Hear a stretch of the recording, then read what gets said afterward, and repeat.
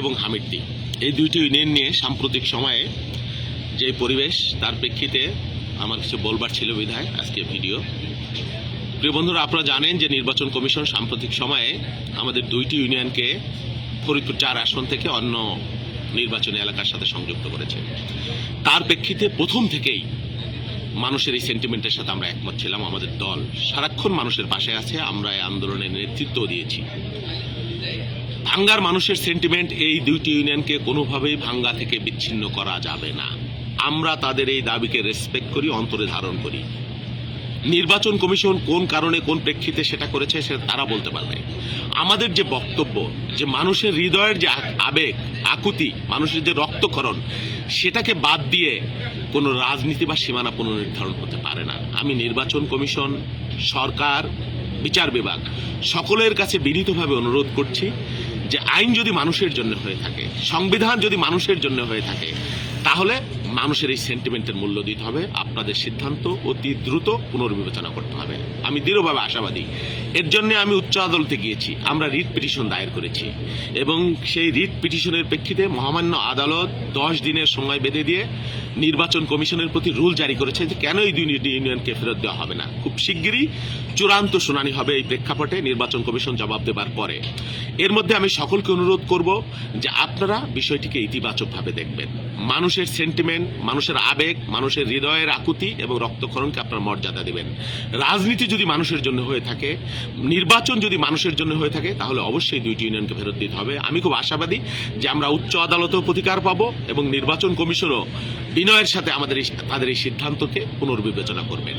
তবে এটা নিয়ে নানান ধরনের অপরাজনীতি শুরু হয়েছে, নানান ধরনের বিদ্বেষ প্রতিহিংসা শুরু হয়েছে। বিশেষ করে আমাকে টার্গেট করা হয়েছে এবং আমার নামে প্রতিনিয়ত নানান ধরনের প্রোপাগান্ডা, মিথ্যা অসত্য প্রচারণা চালানো হচ্ছে। আমি শুধু বলতে চাই, আমি গোটা জীবন রাজনীতি করেছি, সংগ্রাম করেছি মানুষের অধিকারের জন্য। বিগত 17 বছরে যত নির্যাতনের শিকার হয়েছি মানুষের অধিকার প্রতিষ্ঠা সংগ্রামের জন্য, ভোটের অধিকারের জন্য। আমি 128টা মামলার আসামি হয়েছি, বারবার জেলে গেছি, রক্তাক্ত হয়েছি। আমি মানুষের সেন্টিমেন্টকে আমি সমর্থন করি না, এই কথা বলে যারা প্রোপাগান্ডা তৈরি করছেন তাদের বিশেষ উদ্দেশ্য আছে এবং আন্দোলনের নামে যারা নৈরাজ্য হামলা তৈরি করেছেন তাদেরও বিশেষ উদ্দেশ্য আছে। আমি স্পষ্টভাবে বলতে চাই যে এই ঘটনাকে কেন্দ্র করে ভাঙ্গার কোনো নিরীহ মানুষকে হয়রানি করা চলবে না।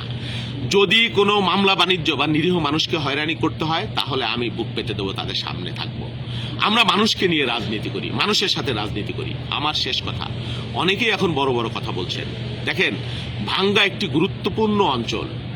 এই অঞ্চলের উন্নতির জন্য, ফরিদপুর জেলার উন্নতির জন্য বিগত 16 বছরে কি হয়েছে আপনারা বলেন? একটা পুরনো জেলা নাই যেখানে একটা পাবলিক বিশ্ববিদ্যালয় হয় নাই, শুধুমাত্র আমাদের ফরিদপুর বাদে। কি কারণে ফরিদপুর এই বৈষম্যের শিকারটা আমরা জানি না। আপনারা অনেক বড় বড় নেতা ছিলেন, মন্ত্রী ছিলেন, এমপি ছিলেন, প্রধানমন্ত্রী ছিলেন, কিন্তু ফরিদপুরে আমরা একটা পাবলিক বিশ্ববিদ্যালয় এখন পর্যন্ত পাই নাই। সমস্ত পুরনো জেলায় পাবলিক বিশ্ববিদ্যালয় হয়েছে সরকারি, ফরিদপুরের মানুষ পায় নাই। ফরিদপুর একটা বিভাগ হবার কথা অনেক আগে থেকে, অনেক আগে, কিন্তু গোপালগঞ্জে বিভাগ করতে পারছেন না বিদায় সেই প্রতিহিংসা আপনারা ফরিদপুরে বিভাগ দেন নাই। বারবার মানুষের সাথে প্রতারণা করেছেন। আপনারা কি ভূমিকা পালন করেছেন? যারা বড় বড় নেতা ছিলেন, এমপি ছিলেন, বড় বড় কথা বলছেন।